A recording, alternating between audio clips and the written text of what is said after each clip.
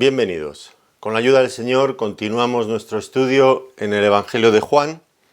Estamos llegando al final del ministerio de enseñanza del Señor Jesucristo con sus discípulos. Estamos en el capítulo 16 y hoy con su ayuda vamos a reflexionar sobre los versículos 28 hasta el 33. Como digo, aquí se finaliza la labor de enseñanza del Señor con sus discípulos. Recuerdan que en el capítulo 12 terminó la misión de enseñar a la gente del mundo, a los judíos, pero aquí es con los discípulos. Luego el capítulo 17 ya no es enseñanza, sino que es una oración del Señor al Padre a favor de sus discípulos. Entonces, estas son las últimas palabras de enseñanza de nuestro Señor. Y lo que vamos a notar aquí, pues es un tono triunfal. Lo hemos titulado este estudio La victoria del Hijo de Dios. Pero antes de ir más adelante vamos a leer el pasaje. Juan capítulo 16, versículo 28.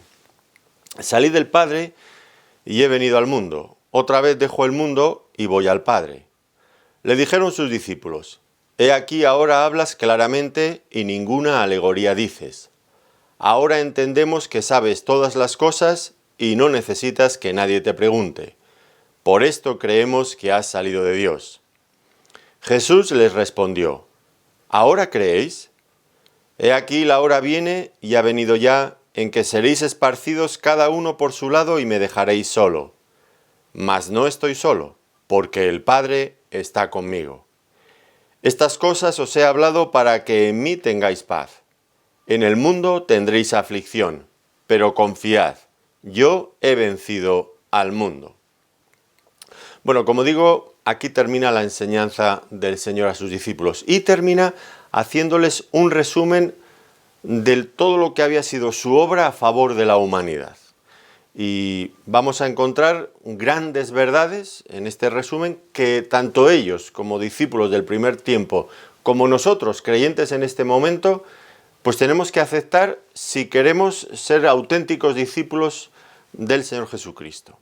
¿Y cuáles son estas verdades? Pues fíjense el versículo 28, el grado de condensación que hay aquí de grandes hechos, de grandes verdades. Versículo 28. Salí del Padre y he venido al mundo. Otra vez dejo el mundo y voy al Padre.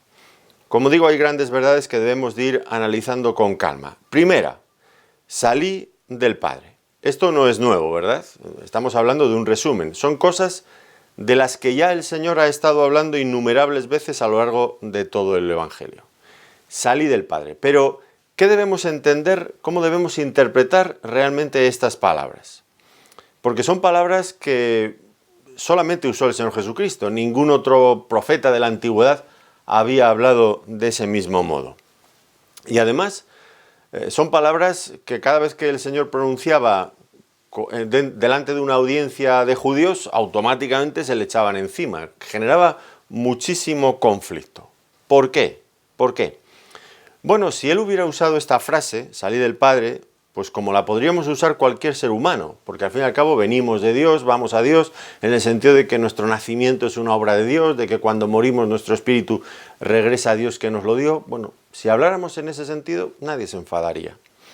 O si pensáramos en el Señor Jesucristo como venido de Dios, como habían venido en la antigüedad infinidad de profetas comisionados por Dios para llevar a cabo cierta labor, como reconoció Nicodemo, recuerdan, sabemos que has venido de Dios como maestro, porque nadie puede hacer estas señales que tú haces si Dios no está con él. Bueno, en ese sentido, pues no engendraría realmente controversias ni dificultades para aceptarlo. Pero el hecho era que cuando el Señor hablaba así, todo el mundo se le echaba encima. Y eso quiere decir que lo que el Señor estaba intentando expresar era algo mucho más profundo, que iba mucho más allá. Él estaba afirmando su preexistencia divina. Salí del Padre. Salió del seno de la divinidad y vino a este mundo. Él existía previamente, antes de venir aquí, y existía en esa categoría divina, nada más y nada menos. Por lo tanto, esta es la primera verdad que el Señor Jesucristo presenta como un elemento esencial que debe ser aceptado para ser auténticos cristianos, auténticos creyentes. Los discípulos ya lo habían aceptado hacía tiempo y ahora lo vuelven a repetir. Fíjense en el versículo 30 al final. Por esto creemos que has salido de Dios. Ellos lo aceptaron. Bien. Segundo punto, en esta afirmación, en este versículo 28. Salí del Padre y he venido al mundo. Aquí nos encontramos con una segunda verdad, con un segundo hecho doctrinal importantísimo. La encarnación del Hijo de Dios. Encarnación voluntaria del Hijo de Dios. Él, que era Dios, se hizo hombre, también asumió esa segunda naturaleza, con cierta finalidad que ahora vamos a pensar. Y quizás nunca daremos suficiente importancia a este hecho de la encarnación, cuando el Señor Jesucristo se humanó y vino de una virgen, de la Virgen María, a este mundo, con la finalidad, claro está, de constituirse en representante de la raza humana.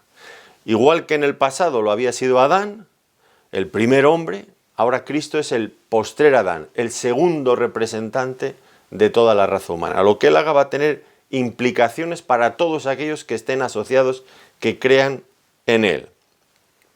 Y esta verdad, pues que él había venido al mundo, era también otro hecho, igual que el primero, que había repetido infinidad de veces a lo largo de todo el Evangelio. Y también, por mucho que nos hayamos acostumbrado a escuchar al Señor, pues también nos llama la atención, ¿no es cierto? Porque nosotros, el resto de la humanidad, nunca hablamos así. Decimos que yo he nacido en tal sitio, pero no que he venido a este mundo. Como si yo de antemano ya existiera en otra parte. Nadie dice esto. Pero el Señor Jesucristo lo decía, y lo decía bien, porque era cierto. Él venía del cielo. Ahora, en muchas ocasiones de estas que estoy mencionando, él se refería a este hecho como que había sido enviado por el Padre. Pero ahora él enfatiza algo complementario, una verdad complementaria. ¿Y cuál es? Bueno, no que él había sido enviado por el Padre, sino que he venido, salí del Padre y he venido a este mundo. Y lo que nos quiere mostrar es el carácter voluntario de su propia encarnación. Él asumió esa naturaleza humana porque él lo deseaba, también porque el Padre le envió, pero junto con esa verdad, complementándola, está el otro hecho. Él se dispuso voluntariamente, aquí vengo, y lo hizo. Ahora, ¿por qué eligió asumir la naturaleza humana que él mismo había creado? Esto, si lo pensamos bien, es un grado de humillación increíble, increíble. Que él se rebajara a hacerse alguien como una de sus criaturas. ¿Por qué aceptó tal grado de humillación? Y aquí creo que hay dos respuestas posibles, y las dos muy importantes.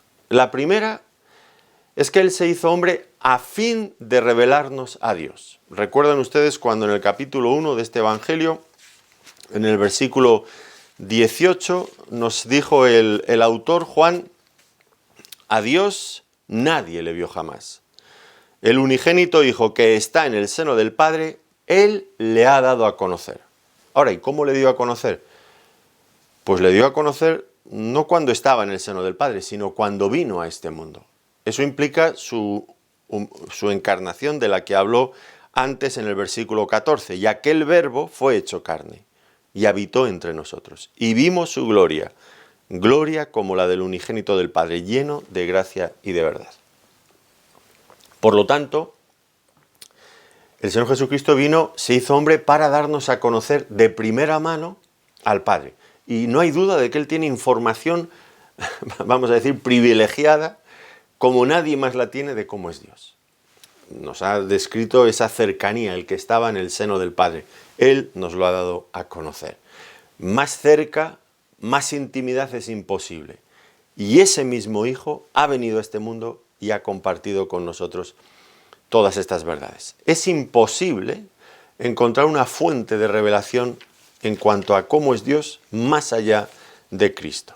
Y esto el autor de los Hebreos lo plasma perfectamente en su epístola en el capítulo 1, versículos 1 al 3. Dios, habiendo hablado muchas veces y de muchas maneras en otro tiempo a los padres por los profetas, en estos postreros días nos ha hablado por el Hijo, a quien constituyó heredero de todo y por quien asimismo hizo el universo. el cual, siendo el resplandor de su gloria y la imagen misma de su sustancia, y quien sustenta todas las cosas con la palabra de su poder, habiendo efectuado la purificación de nuestros pecados, por medio de sí mismo se sentó a la diestra de la majestad en las alturas. Bueno, he leído un poco más de lo que era necesario, que luego voy a hacer referencia a lo que he leído de más, que nunca está de más, porque un pasaje tan hermoso uno lo leería 1000 veces más, ¿no? Dice, Dios ha hablado muchas veces en otro tiempo, pero ahora, en el clímax, en la consumación de los tiempos, nos ha hablado por el Hijo. En el Hijo. Digamos, los que entienden el griego dirían que la traducción sería, nos ha hablado en Hijo, como si nosotros diríamos, nos ha hablado en inglés, nos ha hablado en español, pero no diríamos, nos ha hablado en Hijo. Es que el Hijo era el lenguaje. Ver al Hijo, todo lo que él hacía, todo lo que él decía, era la transmisión de ese conocimiento de Dios. Así que, la primera razón de que él vino al mundo y se hizo hombre es precisamente esa, darnos a conocer cómo es el Padre. Porque de otro modo especulamos acerca de cómo es Dios, pero sin saber nada a ciencia cierta. Pero ahora tenemos a alguien que ha venido desde allí. Como dice la gente, ¿tú qué sabes? ¿Ha venido alguien de allí para contarnos? Sí, ha venido. El Señor Jesucristo. Lo que pasa es que no lo saben ni se lo tenemos que explicar. Porque muchas veces la gente nos dice esto en la calle. Y la segunda razón por la que se hizo hombre fue para ser nuestro Salvador. Para ocupar nuestro lugar en la cruz. Para pagar la culpa que merecían nuestros pecados. En Hebreos capítulo 10, versículo 3 al 10, ahí hay una reflexión del autor de Hebreos pensando, Hebreos es un comentario, podríamos decir, al libro de Levítico, por ejemplo, o de Éxodo, pero desde una perspectiva bíblica, un comentario inspirado. Y miren lo que él dice acerca de los sacrificios. Dice, pero en estos sacrificios que se realizaban en el orden antiguo, cada año se hace memoria de los pecados, porque la sangre de los toros y de los machos cabríos, noten bien, no puede quitar los pecados. Era un sistema imperfecto, no conseguía su fin de quitar los pecados. Y dice, por lo cual, entrando en el mundo, ahora se refiere al Señor Jesucristo, al Hijo, por lo cual entrando en el mundo dice, sacrificio y ofrenda no quisiste, eso no servía. Mas me preparaste cuerpo, aquí nos habla de su encarnación. Holocaustos y expiaciones por el pecado no te agradaron, entonces dije, he aquí que vengo, ¿se dan cuenta? La relación con nuestro versículo 28, he venido al mundo. Y ahora dice, he aquí que vengo, es esta actitud voluntaria del Hijo de Dios, he aquí que vengo, Dios, para hacer tu voluntad, como en el rollo del libro está escrito de mí, diciendo primero, sacrificio y ofrenda y holocaustos y expiaciones por el pecado no quisiste ni te agradaron, las cuales cosas se ofrecen según la ley, y diciendo luego, he aquí que vengo, oh Dios, para hacer tu voluntad. Quítalo primero para establecer esto último. En esta voluntad somos santificados mediante la ofrenda del cuerpo de Jesucristo hecha una vez para siempre. ¿Cuál fue el propósito, el segundo propósito de la encarnación del Señor Jesucristo? Pagar por nuestros pecados. ¿Por qué? Porque aquellos otros sacrificios de la antigüedad no solucionaban realmente el problema. Eran símbolos, sin valor en sí mismos. Y Cristo vino. Pero una vez que se presentó y que hizo su sacrificio, ya no se vuelve a repetir como aquellos sacrificios del Antiguo Testamento. Aquellos se repetían porque eran imperfectos. El de Cristo no se repite porque es completo, es perfecto. De hecho, pues aquellos sacrificios de la antigüedad llegaban a tenían valor en función del sacrificio de Cristo. Eran como símbolos que anticipaban ese sacrificio. El que creía en aquello, pues de alguna forma estaba también asumiendo que puesto que Dios había mandado aquello, pues él daría valor a aquello. Y le dio valor precisamente por medio del sacrificio de su propio Hijo. Así que Cristo se humanó, se hizo hombre, se humilló de tal modo para ser nuestro representante ante Dios. Fíjense lo que dice también Hebreos capítulo 2, versículo 14.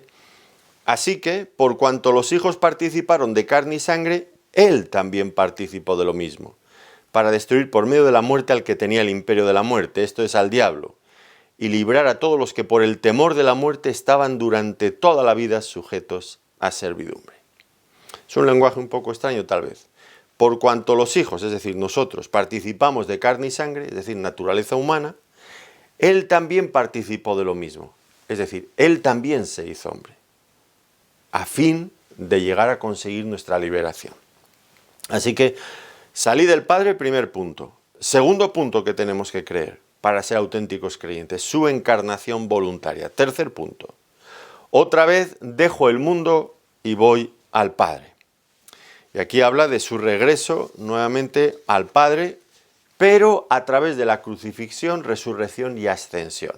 Todos esos hechos estaban allí, incluidos en esta pequeña cláusula. Su destino final, por lo tanto, se encontraba junto al Padre. La cruz no sería la cruz, la muerte de un criminal, no. El Padre sabía que Él era inocente, era justo y por esa misma razón lo resucitaría y lo llevaría nuevamente con Él al Padre. Pero insistimos en que tanto su encarnación como su regreso al Padre, por medio de la muerte, todo esto era voluntario. El Señor tenía la opción de elegir. ¿Recuerdan ustedes cuando en Juan capítulo 10, versículo 18 dice, nadie me la quita, hablando de su vida, nadie me la quita, sino que yo de mí mismo la pongo. Tengo poder para ponerla y tengo poder para volverla a tomar. Este mandamiento recibí de mi Padre. Así que quedaba claro que si el Señor iba a morir, no es porque las circunstancias se complicaran, se retorcieran y no pudiera oponerse, le llevaran a la cruz y no tuvo otra solución. No era nada de todo esto. Él tenía poder para poner su vida y para volverla a quitar. Nadie se la quitaba, Él la entregaba. Fue una entrega voluntaria. Y su regreso al Padre, después de haber resucitado, sirvió para muchas cosas de las que venimos meditando y que tenemos siempre que tener frescas en nuestra memoria. Por ejemplo, es una evidencia de que la obra de Cristo había sido plenamente aceptada por el Padre. El hecho de que el Padre lo resucitara y lo ascendiera al cielo y lo sentara a su diestra en la majestad en las alturas, daba a entender con total claridad que Él aceptaba como completa, como consumada la obra que había realizado en la cruz a favor nuestro. Por eso acabamos de leer en Hebreos que hizo una ofrenda para siempre y se sentó a la diestra de la majestad en las alturas. Ese es un hecho que siempre llama mucho la atención, Hebreos lo enfatiza, el hecho de que Cristo como sumo sacerdote se sentó, cuando en el Antiguo Testamento los sacerdotes nunca se sentaban. De hecho, no había ningún mueble en el tabernáculo para que un sacerdote se sentara. Siempre estaban en incesante actividad. No podían detenerse porque había que estar presentando una y otra vez. Pero eso ha cambiado. Y el hecho de que su ofrenda ha sido completa y satisfactoria viene señalado por ese otro hecho, porque el Padre lo resucita y lo asciende al cielo y lo sienta para que descanse, para que contemple la obra finalizada y perfecta que Él había realizado. Así que su partida al Padre implica que era una obra completa y aceptada plenamente por el Padre. En segundo lugar, implica también que ahí comienza el ministerio de Cristo de intercesión ante el Padre por nosotros como nuestro sumo sacerdote. Recuerdan Romanos 8:34, ¿quién es el que condenará? Cristo es el que murió. Más aún, el que también resucitó, el que además está a la diestra de Dios, el que también intercede por nosotros. Hebreos capítulo 7, versículo 25, por lo cual también puede salvar perpetuamente a los que por Él se acercan a Dios, viviendo siempre eternamente, no como los sacerdotes que morían, viviendo siempre para interceder por ellos. Y esta posición que Cristo ocupa ahora mismo en el cielo, a la diestra de la majestad en las alturas, intercediendo por nosotros, es en lo que confiamos para tener seguridad plena de nuestra salvación. Y seguridad también de que nuestras oraciones, que nuestra adoración es escuchada cuando la dirigimos al cielo. Es aquí donde está nuestra seguridad, que Él está intercediendo por nosotros.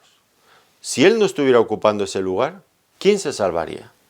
¿Quién se salvaría? No nos salvaríamos ninguno, porque hay pruebas tan difíciles en esta vida que ni usted ni yo ni nadie soportaría. Y Cristo en su labor intercesora vela por nosotros, nos guarda, y el Padre también, para que no nos perdamos. Es ahí donde radica nuestra seguridad, no en nosotros mismos. Claro que nosotros nos desviaríamos, iríamos a la deriva por nada, por menos de nada. Pero Él, esa obra que Él hace, es lo que nos garantiza la seguridad de nuestra salvación. El hecho de que Él regresara al cielo también implica que desde allí nos enviaría el Espíritu Santo. Como Él dijo en Juan 16:7, pero yo os digo la verdad, os conviene que yo me vaya, porque si no me fuere el Consolador no vendría a vosotros. Mas si me fuere, os lo enviaré.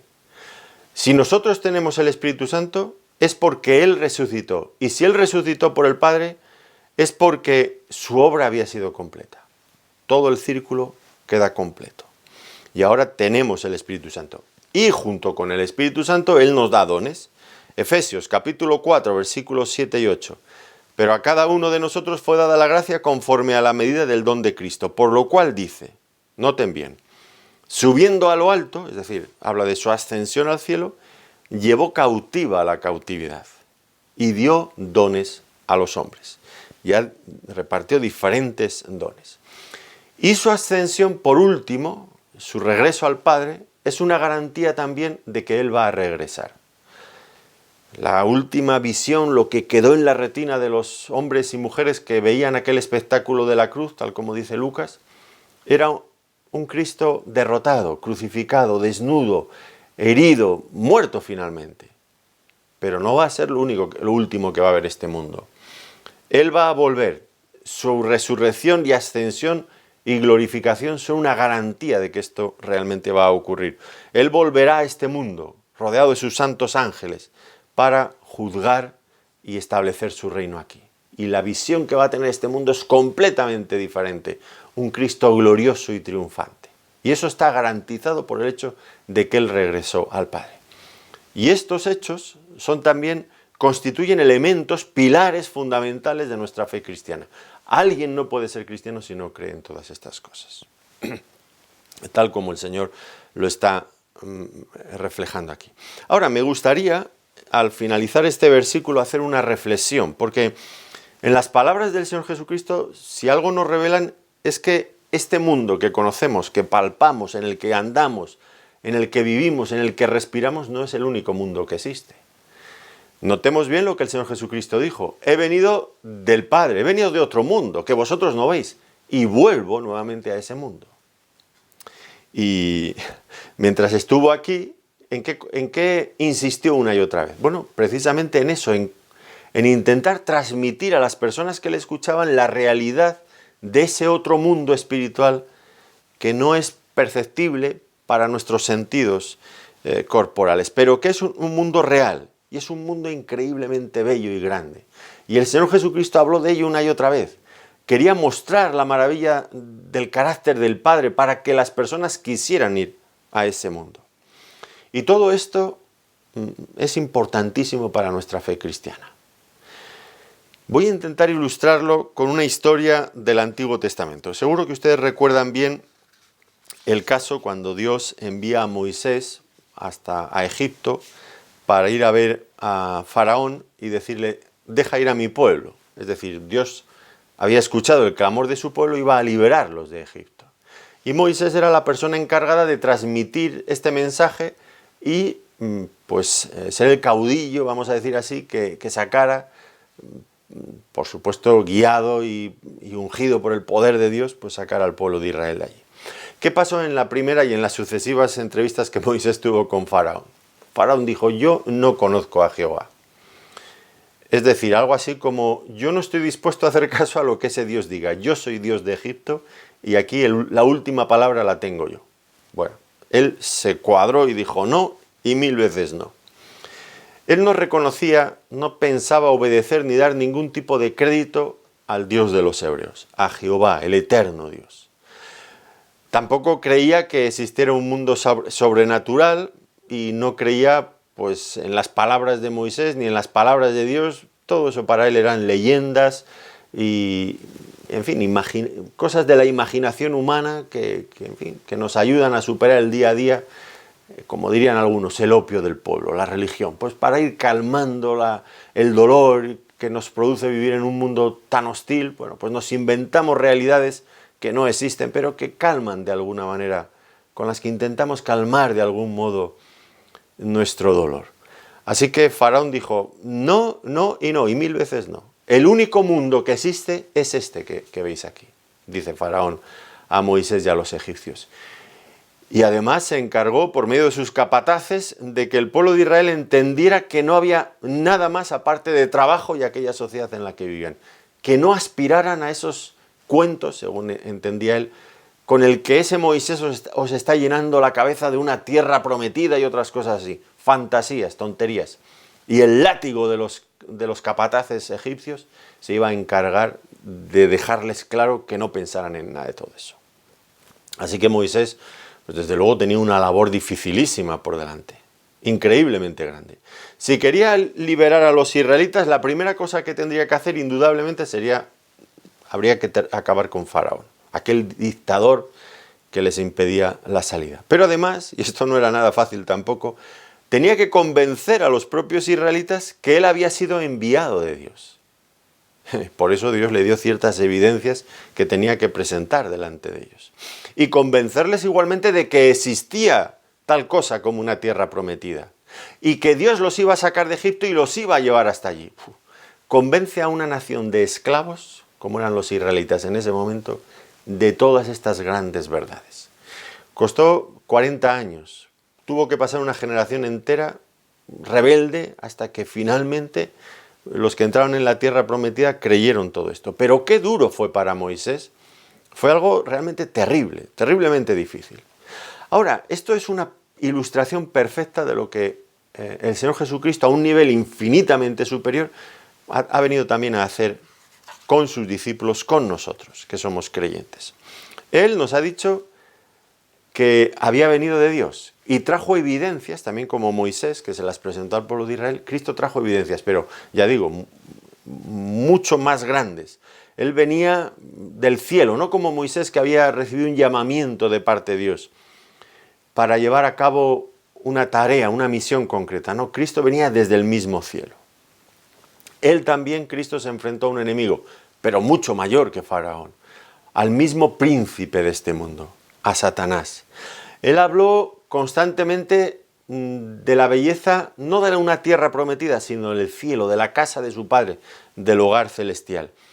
Él les dijo, nos ha dicho, que había venido a liberar a todos aquellos que quisieran ir con él a ese hogar celestial.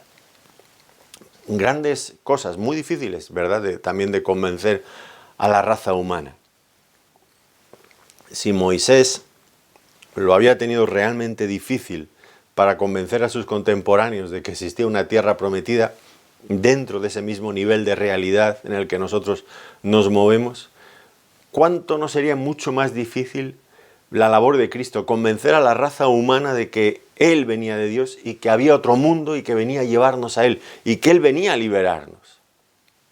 Bueno, por supuesto, la grandeza de la persona del Señor Jesucristo es incomparable, no se puede colocar al lado de la de Moisés. Las obras que Cristo hizo, la labor que Él realizó en la cruz, la resurrección de Cristo, son cosas que no guardan, que rompen cualquier paralelismo que se pueda establecer con lo que hizo Moisés. Claro que podemos creer en lo que Cristo nos dijo.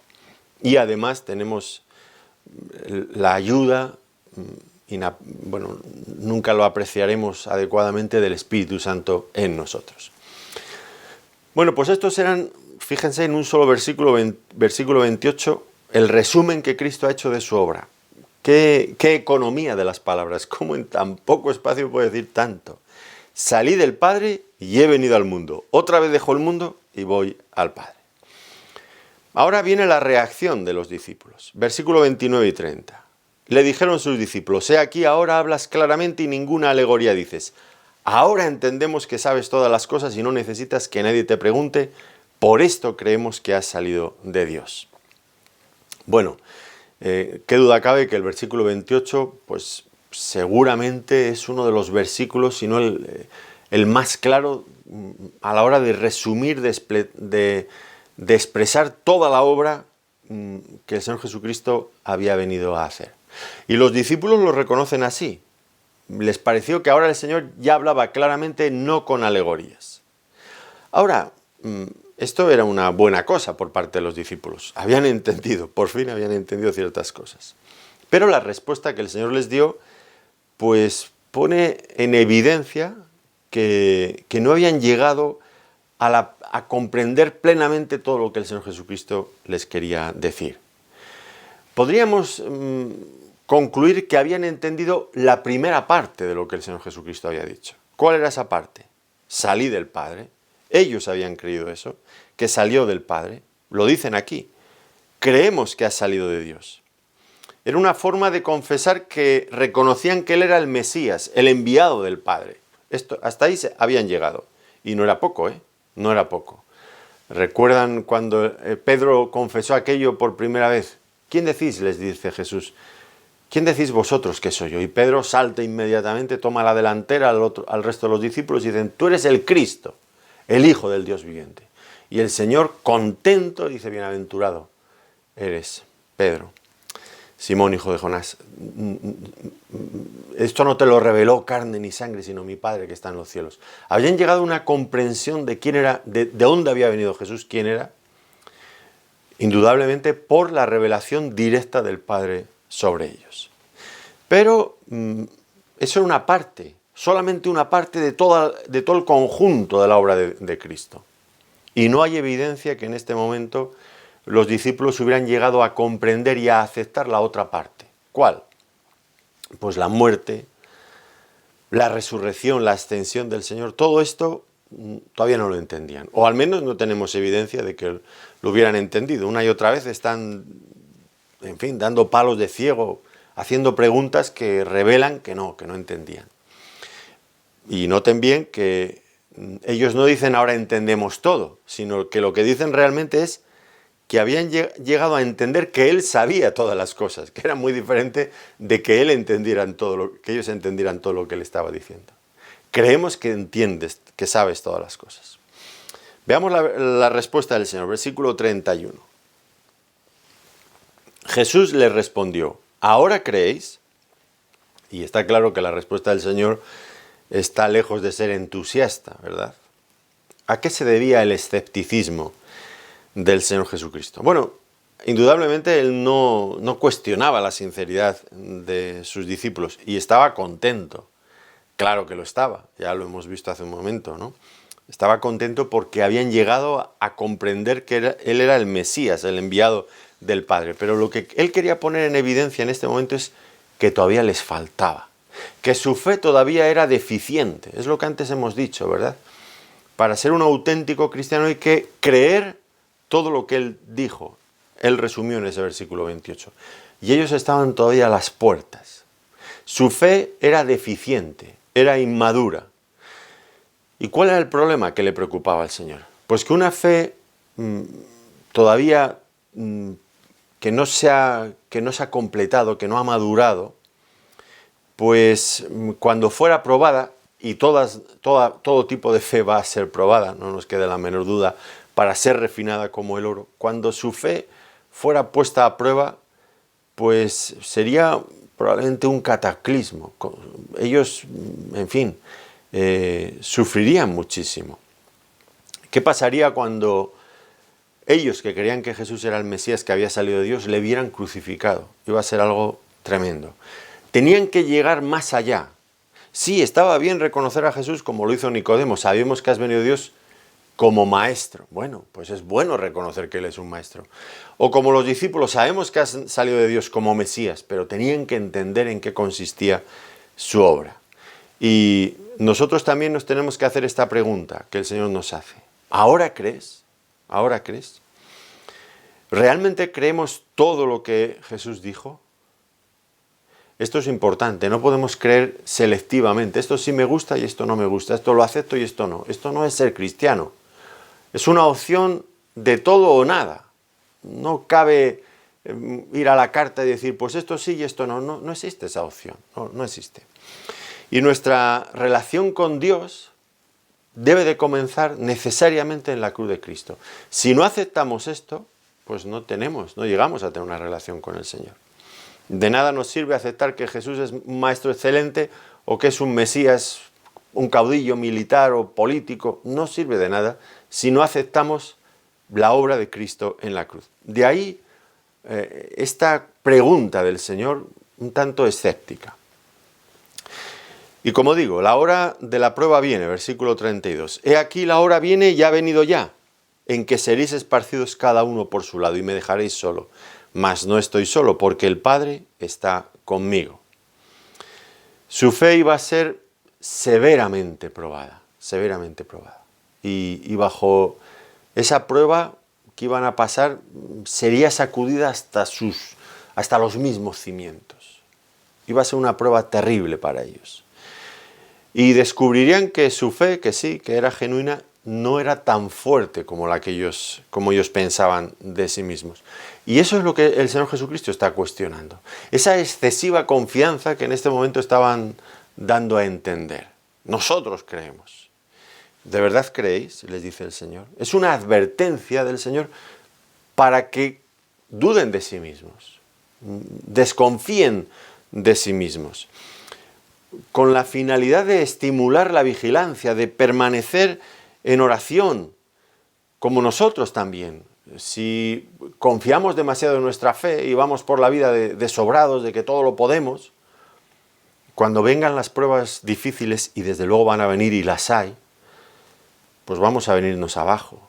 Y esto es lo que el Señor quería evitar entonces y ahora también. Debemos de perseverar en los medios que el Señor ha puesto para protegernos, para proteger nuestra fe. La oración, la comunión con el Señor en su palabra también, con otros hermanos, la adoración, todo eso nos protege. No debemos de tomar a la ligera el desafío que implica vivir en un mundo hostil. Es una constante batalla espiritual en la que una y otra vez nuestra fe es bombardeada y atacada y puesta a prueba. Así que el Señor les advierte, vuelve a hacer de nuevo referencia a la hora. Esa hora dolorosa para él, la hora de la cruz, pero aquí lo ve desde otro ángulo. Y va a ser también una hora de prueba para ellos. Dice que seréis esparcidos cada uno por su lado. Ese sería el momento decisivo donde la deficiencia de la fe de estos discípulos sería puesta a prueba. Serían esparcidos, no eran tan robustos como ellos pensaban en su fe. Pedro, en un momento de emoción, dijo: Señor, aunque todos estos te nieguen, allí me tendrás al pie del cañón, pase lo que pase, estaré a tu lado. Y los otros discípulos decían: por supuesto, y nosotros también. ¿Qué se ha creído este? Que somos menos. A la hora de la verdad, el único que quedó allí fue el Señor. Todos ellos hicieron lo contrario de lo que habían prometido hacer. Y es que, en última instancia, la fe de la Iglesia y la existencia de la Iglesia no depende de los primeros apóstoles, ni muchísimo menos, Nunca ha sido así, ni entonces ni ahora. No depende de la valentía, de la determinación de determinados hombres. No. Y esto no es, porque mírenlos, ellos estaban a la espantada, cada uno se fue por su lado. Y tenemos que tener mucho cuidado. Esta es una tentación latente, constante en el mundo cristiano. Idolatrar a las personas, a los grandes líderes, ya sean grandes pastores, grandes predicadores, grandes cantantes, grandes lo que usted quiera. Grandes en el concepto humano, claro. Luego habrá que ver lo que piensa el Señor. Cuidado con idolatrar a las personas, porque cuando uno pone su mirada en una persona, en el pastor de su iglesia, en tal o cual persona a la que usted admira mucho, finalmente le puede llegar a defraudar, porque todos defraudamos. Yo defraudo y usted defrauda, todos. El ser humano es así, somos así. Por lo tanto, cuidado con eso, porque al final llegaremos a la desilusión, al desencanto. Nos habrá fallado, pero no nos ha fallado Dios. Nos han fallado las personas, pero eso ya lo sabíamos. Si hubiéramos prestado atención a las Escrituras, ya lo sabríamos.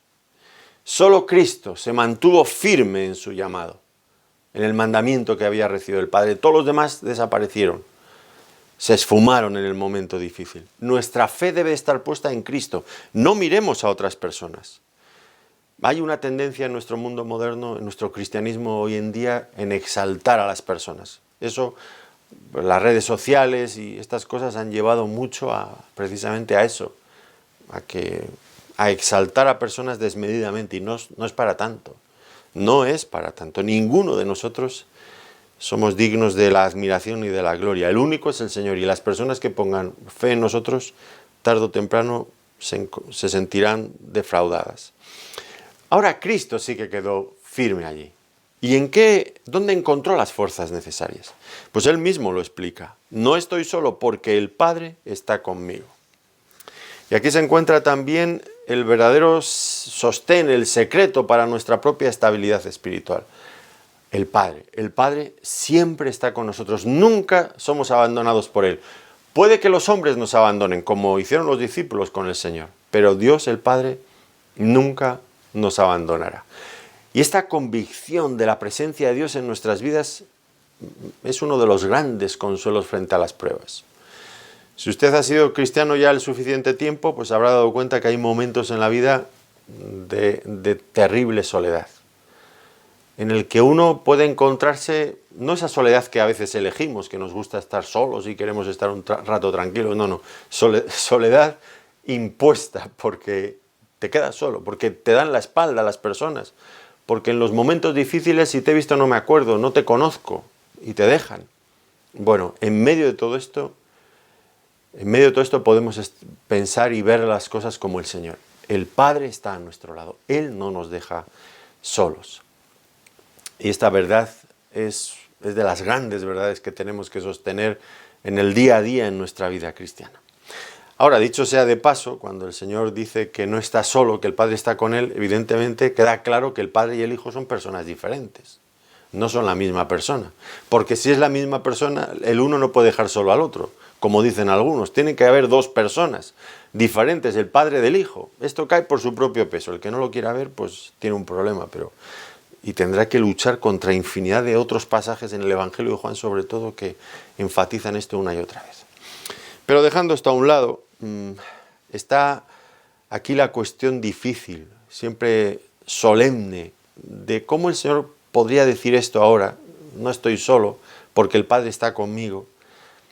¿Cómo podía decir esto si tan solo unas horas después, Él iba a estar en la cruz diciendo: Dios mío, ¿por qué me has desamparado?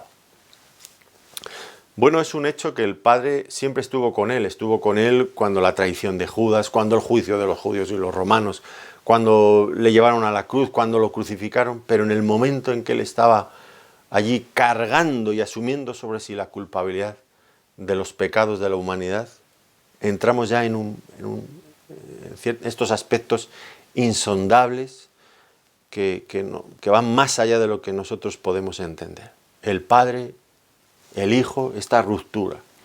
Ya no habla allí en la cruz el Señor: Padre, no, Dios mío, por primera vez ora de esta forma: Dios mío, ¿por qué me has desamparado? Son frases estremecedoras. Ahora, no debemos olvidar nunca que si Él fue abandonado por Dios, fue precisamente para que Dios nos amparara a nosotros. Ese fue el objetivo. Eso fue la razón por la que el Señor asumió ese inmenso, incalculable dolor de la cruz, la angustia más grande, sin duda, de la cruz. Continuamos, versículo 33. Estas cosas os he hablado para que en mí tengáis paz. En el mundo tendréis aflicción, pero confiad, yo he vencido al mundo. Y estas ya son las últimas palabras del Señor, sus palabras de despedida. Y tal vez esperaríamos escuchar un tono diferente, de cierto fracaso, de cierta frustración. Al fin y al cabo, lo acaba de decir, no le iban a abandonar en un momento todos sus discípulos. ¿Cómo puede hablar en ese tono triunfal? No iba a morir en la cruz por la humanidad, esa misma humanidad que estaba gritándole: fuera, no queremos cuentas con él, sacarlo de este mundo, que muera. La misma gente a la que él había venido a salvar le estaban rechazando. ¿Cómo puede estar hablando de triunfo? Bueno, pues la razón es que el Señor mira más allá de lo inmediato, hacia el final de su obra. Cuando Él ya hubiera ascendido al cielo, hubiera sido glorificado después de la resurrección. Y en ese sentido, pues sí, visto desde ese ángulo, que evidentemente desde el que el Señor lo ve, pues sí que hay un triunfo evidente y glorioso, inigualable. Ahora, ¿por qué dijo esto exactamente el Señor? ¿Cuál era el propósito aquí de sus palabras? Bueno, Él nos lo revela. Dice, para que en mí tengáis paz. En el mundo tendréis aflicción, pero confiad, yo he vencido al mundo. El Señor era consciente de la angustia terrible que le esperaba a Él en las próximas horas. Aún así, miremoslo, fijémonos bien, el Señor está pensando no en Él, sino está pensando en ellos. Os estoy hablando estas cosas para que tengáis paz, para que estas cosas no os sobrepasen, no os encuentren desprevenidos, para que estéis preparados. ¿Qué quería el Señor? Pues transmitirles consuelo, certeza, frente a lo que tendrían por delante. Y una vez más, como viene haciendo a lo largo de este sermón, que ya ha ocupado desde el capítulo 13, pues les vuelve a prometer la paz. Como había hecho en el 14:27 también, mi paz os dejo, mi paz os doy. Ahora les dice entonces, fíjense, en el mundo tendréis aflicción, pero en mí tendréis paz. Aquí nos habla de dos esferas de existencia. Él es realista. El Señor no es un ilusionista de estos predicadores, como estos predicadores que cada vez abundan más últimamente. Un ilusionista que nos hace creer cosas que no son. Nos engañan, distorsionan la realidad. No. Él habla con realismo y expresa ante sus discípulos esas dos realidades. En el mundo tendréis aflicción. En mí tendréis paz. Son dos realidades enemistadas, en desacuerdo constante. Y digo esto, hablaba de estos predicadores modernos, vendedores de humo, diría yo, pero muy populares, que aseguran que esta paz del Señor Jesucristo pues nos permite escapar de los sufrimientos del mundo. Si tenemos la paz de Dios, escapamos de los sufrimientos del mundo, pero no es esto lo que dice el Señor. En el mundo tendréis aflicción, es un hecho del que no podemos eludir. En el mundo tendréis aflicción, en mí tendréis paz. Pero la cosa es que lo que viene a decir no es que automáticamente creer en Cristo ya somos liberados de todos nuestros problemas. Esto no es lo que está diciendo aquí. El cristiano no está exento de tragedias, de conflictos, de pobreza, de luchas, de desilusiones. Yo no conozco ningún cristiano que esté exento de esto. Yo mismo no lo estoy. Y los que predican lo contrario tampoco lo están. Aunque ellos miren para otro lado, pero la realidad la tienen delante aunque no la quieran ver.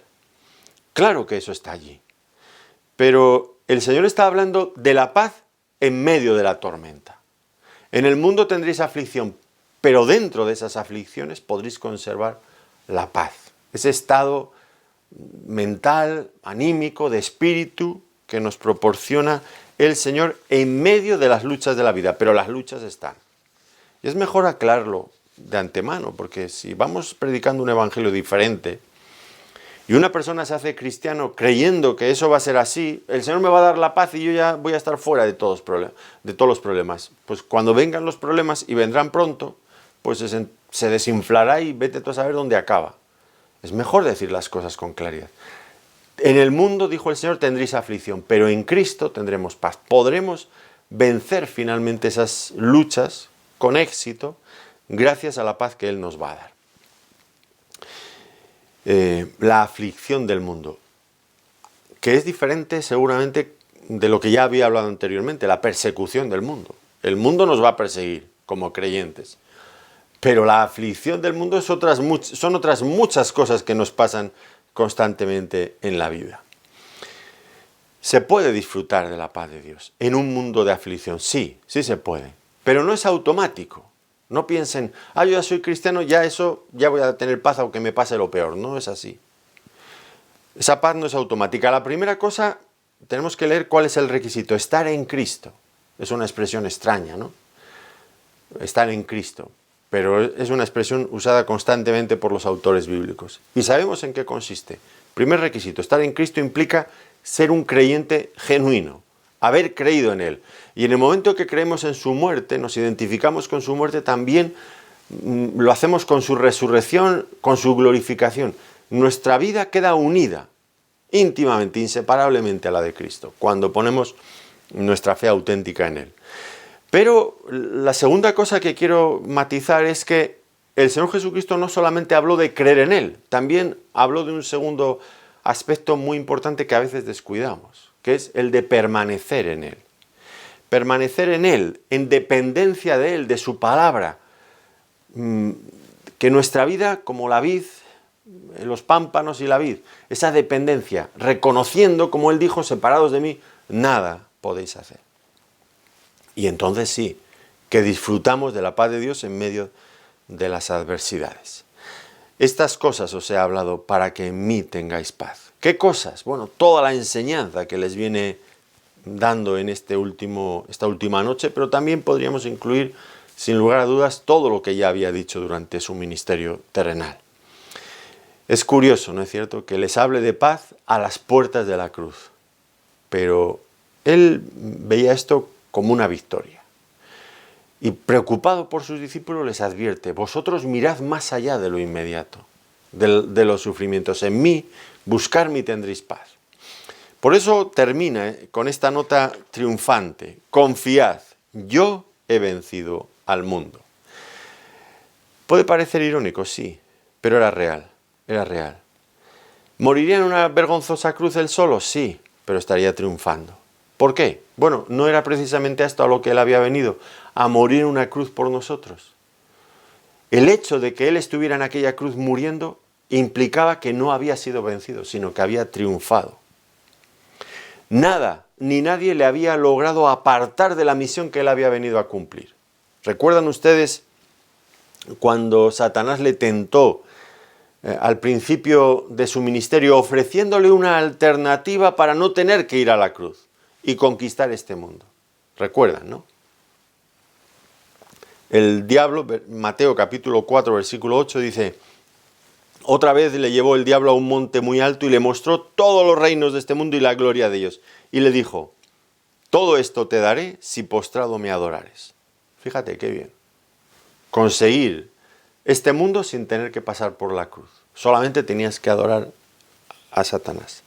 Entonces Jesús le dijo: vete, Satanás, porque escrito está: al Señor tu Dios adorarás y a Él solo servirás.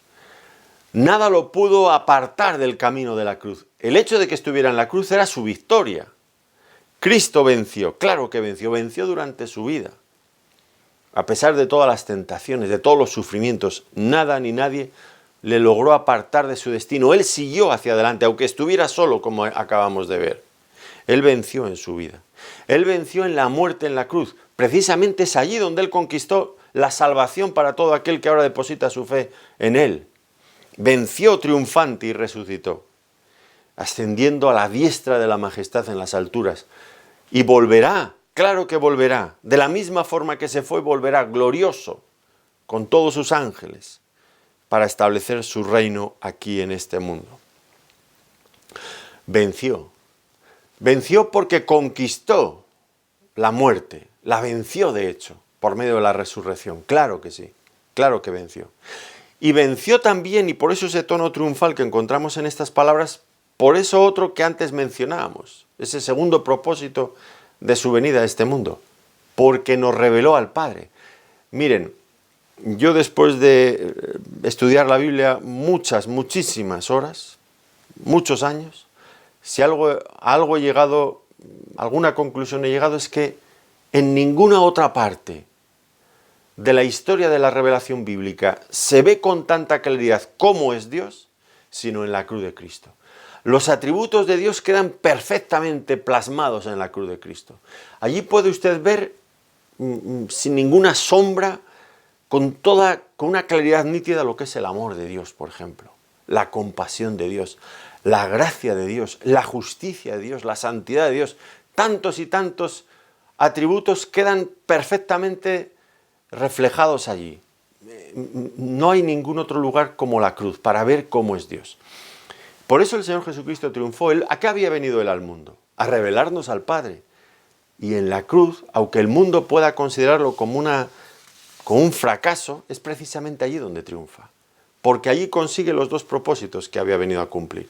Primero, la salvación de los hombres. Segundo, dar a conocer al Padre. Por eso, aunque sí, es verdad, en el mundo antiguo, cuando se predicaba el Evangelio, y ahora también en nuestro mundo más moderno, pues la cruz iba a simbolizar para muchos la derrota total de Jesús. Los judíos, cuando Pablo les predicaba, tropezadero. Cuando predicaba a los gentiles, locura. Dice en 1 Corintios 1, versículos 23 y 24. Pero para los creyentes, poder de Dios y sabiduría de Dios. No hay fracaso, no hay locura, es todo lo contrario, es el poder triunfante acompañado de la sabiduría, de todo el conocimiento de Dios que fluye a raudales de aquella cruz. Ahora, tan grande es esa victoria, y de ahí ese tono triunfal de Cristo, tan grande es esa victoria, que es una victoria compartida ahora con sus discípulos. Cristo comparte su victoria con nosotros. Es también una victoria para nosotros. Miren, por ejemplo, Apocalipsis, capítulo 3, versículo 21. Al que venciere le daré que se siente conmigo en mi trono, así como yo he vencido y me he sentado con mi Padre en su trono.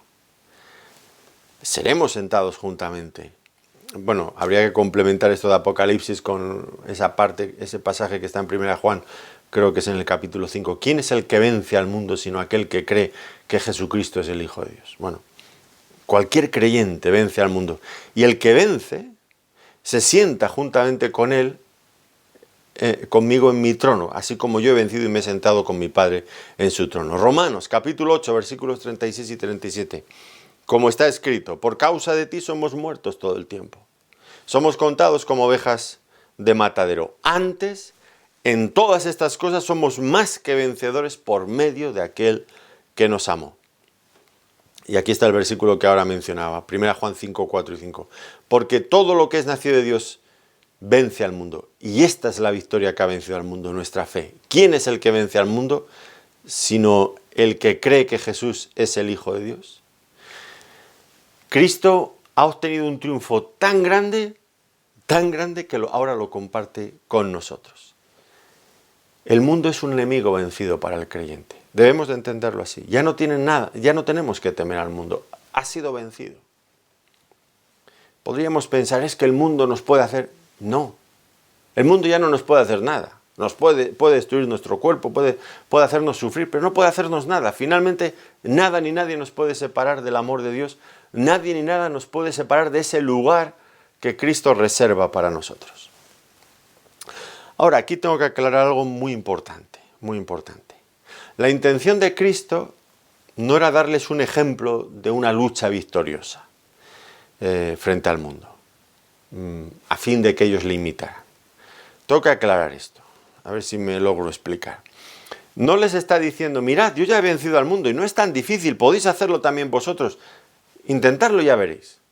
Si hubiera dicho eso, estaríamos asustados, ¿no es cierto? Porque miramos al Señor y decimos, bueno, Él sí lo ha vencido, pero ¿y nosotros? ¿Qué vamos a poder nosotros con el mundo?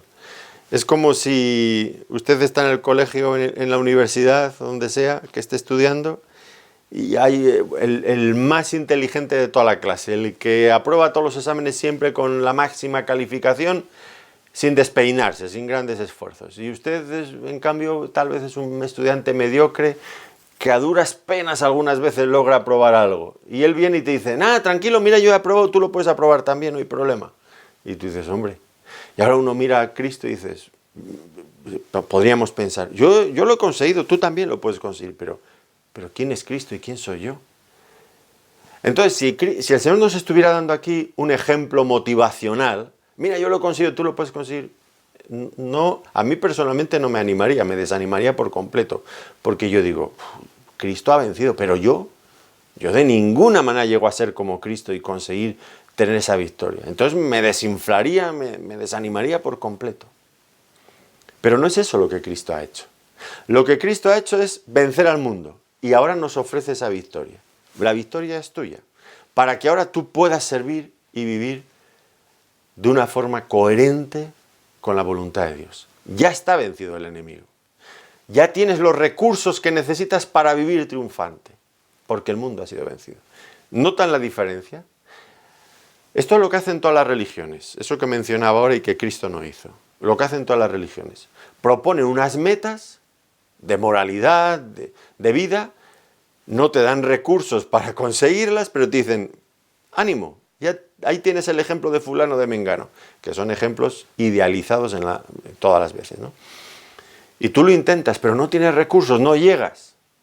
Pero no es eso lo que Cristo hace. Cristo consigue la victoria para nosotros, nos capacita para que podamos vivir en esa dimensión también de triunfo.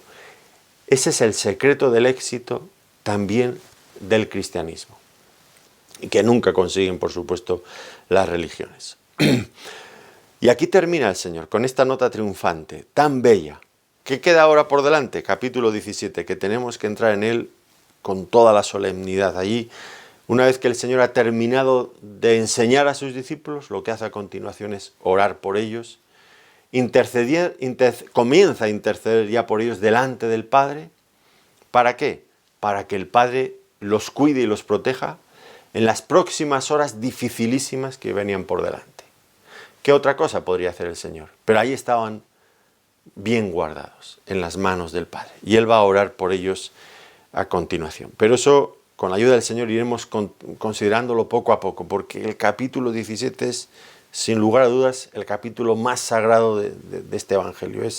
Nos permite entrar en el lugar santísimo donde el Padre y el Hijo están en esa comunión en la que se nos permite escuchar, asistir a ese diálogo, a esa oración increíble. Pero eso, como digo, será en otra ocasión, con la ayuda del Señor. Hasta entonces, muchas gracias por habernos acompañado en este tiempo de estudio bíblico. Que el Señor les bendiga muy ricamente. Muchas gracias.